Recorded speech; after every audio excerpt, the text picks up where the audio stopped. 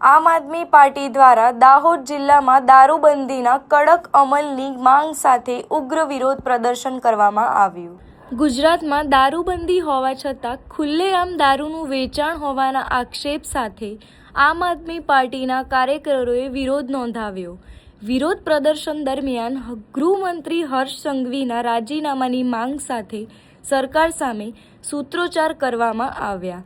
ગૃહ વિભાગ અને સરકારી નિષ્ફળતા સામે સવાલો ઉઠાવીને કાયદો અને વ્યવસ્થાની સ્થિતિ સુધારવાની માંગ।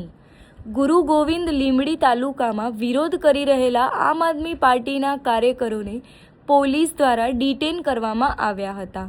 પોલીસ કાર્યવાહી છતાં આપના કાર્યકરોએ દારૂબંધીના મુદ્દે પોતાનો વિરોધ અવિરતપણે ચાલુ રાખ્યો હતો। ગેરકાયદેસર દારૂના વેપાર અને હેરાફેરી સામે તંત્ર દ્વારા કડક અને અસરકારક પગલાં લેવામાં આવે તેવી માંગ કરાઈ છે। જનહિતના આ મહત્વપૂર્ણ મુદ્દાઓ પર સરકારને ઘેરવાનો કાર્યક્રમ આગામી દિવસોમાં પણ ચાલુ રહેશે તેવી સ્પષ્ટતા કરવામાં આવી હતી। મૃત્યુ થયા છે અને જે લઠ્ઠાકાંડ થયો એ નકલી દારૂ પીવાના કારણે થયો છે। બધાને ખબર છે કે આ ગુજરાતમાં દારૂબંધી હોવા છતાં ગુજરાતના ખૂણે ખૂણે ગામે ગામ ગલીએ ગલીએ દારૂ મળી રહ્યો છે અને આ બધું સરકારની નજર તળે અને પોલીસની રહેમરાહે થઈ રહ્યું છે, આપ સૌને ખબર છે। અને આ જે દારૂ નકલી દારૂના કારણે જે પરિવારો બરબાદ થયા છે એવા આવનાર સમયમાં બરબાદ થઈ શકે એમ છે। અને એના માટે અમે આ ગુજરાતના રોયલ સ્ટેજ મંત્રી તરીકે પ્રખ્યાત થયેલા હર્ષ સંઘવીનું રાજીનામું માંગીએ છીએ। જ્યાં સુધી હર્ષ સંઘવી રાજીનામું નહીં આપે ત્યાં સુધી આમ આદમી પાર્ટી અને ગુજરાતની જનતા જંપીને બેસશે નહીં। આવનાર સમયની અંદર જલદ આંદોલન પણ કરવામાં આવશે।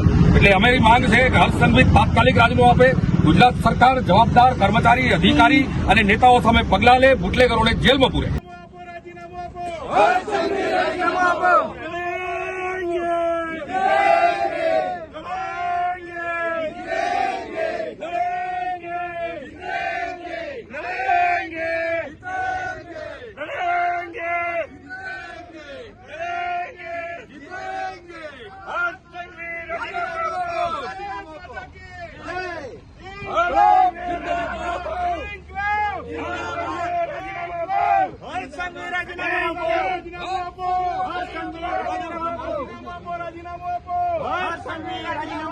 રાજીનામું